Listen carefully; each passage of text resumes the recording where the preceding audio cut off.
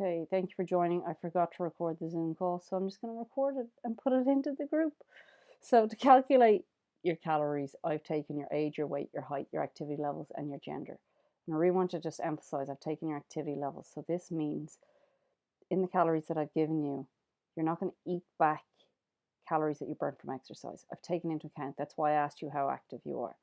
So the whole idea is that if MyFitnessPal says you burnt 200 calories going for a walk or whatever it was, I don't want you thinking that you can eat your calorie allowance, say 1500, and then add that 200 back into it. That would be 1700 calories. I've made your calorie allowance and I've taken that into consideration. So don't eat back calories burnt from exercise.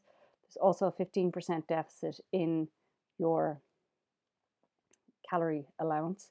So that's where you're looking for. That is going to be giving you the ability to reduce your calorie intake because I've taken 15% away.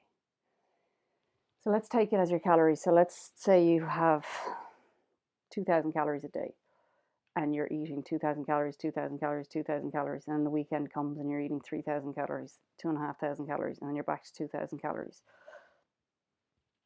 This isn't the worst thing in the world, but you won't see weight loss because you're not getting into that real deficit. So I like to think of it as take your 2,000 calories and multiply that by 7 days of the week, and then you've got 14,000 calories to eat over the week. So I have one client and she actually just fasts on a Monday so that she can take out those 2,000 calories so she can pretty much have them on the weekend. Okay, there's different ways of doing it. You can reduce your calories to 1,700 throughout the week, 1,700, 1,700, 1,700, and then have excess on the weekends. Okay, this is how you'll remain in a deficit but still be able to have a few drinks. So, because we all have those days, we all have those events, less now, but like we will all have a birthday party, we'll all have a communion, whatever it is going on, Christmas, whatever it is. So just bear that in mind that you can, I just don't want you to really think that like, oh, I really messed up my eating today. And then you're like, ah, sure, I'll keep on going and then maybe I'll start again on Monday. Just think of the week as 7 days and your calories are spread over those 7 days, not just over one day. I just want to talk a little bit about breakfast. So breakfast is the first meal of the day. So I'll have clients who say to me, sure, I don't eat breakfast. But technically you do, because a breakfast is the first meal to break your fast. So break fast, okay? So it doesn't matter what time of the day it is, it's still your breakfast. And what I mean by that is a lot of people will think, porridge, Kellogg's, cornflakes, toast, bagels, etc. These are all a good breakfast. But unfortunately, they're really high in carbohydrates. And that can just mess around with your blood sugars then for the day. So if you were to get up and say have a bagel with jam on it, your blood sugar is going to go up, and then you're going to have a coffee. So that's just going to add a little bit of a stimulant into it. So your blood sugar is going to go up, and then after a while it'll kind of come back down, and then I'm sure it'll just go crashing down. And then you're going to be looking for something to get you back up because you're feeling tired, a little bit grouchy. So you go and you grab something, let's say a slice of toast, and it just brings you up and brings you down and brings you up and brings you down. And that roller coaster goes on throughout the day. How you stop that roller coaster is starting your breakfast with 20 to 25 grams of protein. It's going to make you feel fuller for longer. That roller coaster, you're going to jump right off it. It's not even going to start. You're going to have less cravings. And that protein will just keep you balanced throughout the day. And the chances are, if you've protein in your breakfast, you're going to want protein in your lunch and then protein in your dinner and any snacks that you're having. So the whole idea is that you just become aware of the influence that protein can have with your breakfast. So just ideas for breakfast. Everyone's idea is a little bit different. As I said here on my third point, I eat leftovers from dinner for breakfast. So what I want you to try and do is just get used to like having protein options. So if you were to have a portion of porridge, which would be about 40 grams of oats, that's 11 grams of protein. If you add in 50 grams of Greek yogurt, that's another 5 grams of protein.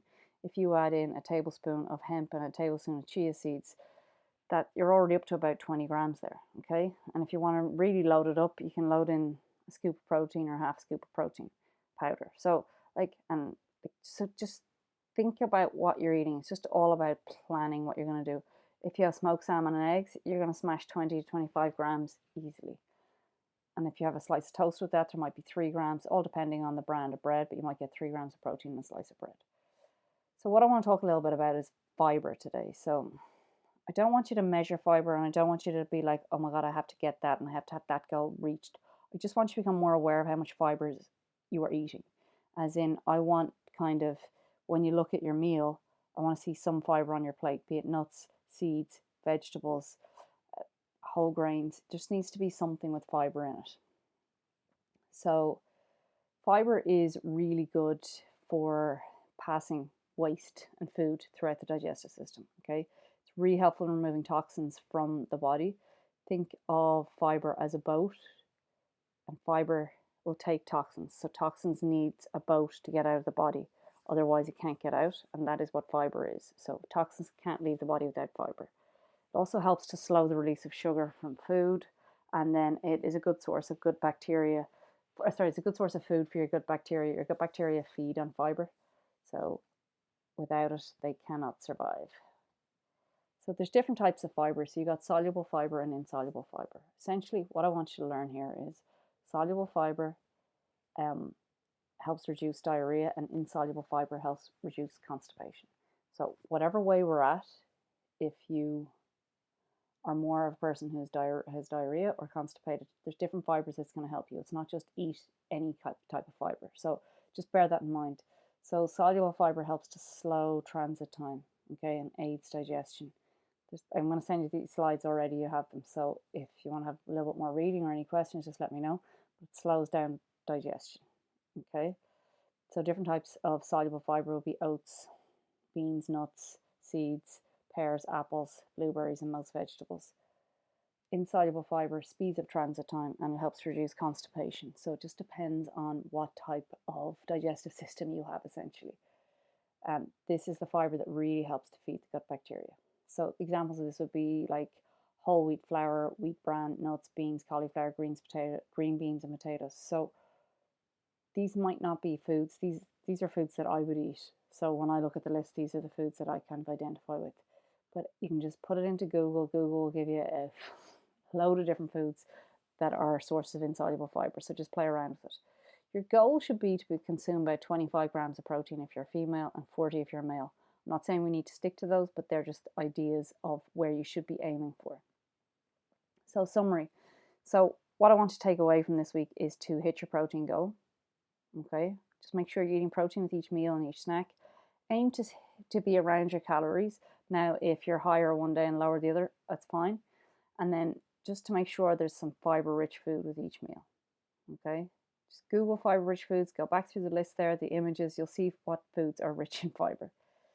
I had a couple of questions there. I just added this slide in there just about fruit and which fruits would be high in sugar and which ones are low in sugar. So you got your berries are really good, like blueberries, raspberries, strawberries. These guys are really low in sugar. Apples, pears, oranges, kiwis, and watermelon technically would be high, but the volume you have to eat is massive. So these are the kind of fruits that I look for you to consume, where higher ones would be like banana, mangoes, and grapes. Grapes are in black caps because they're really high in sugar and they will spike your insulin.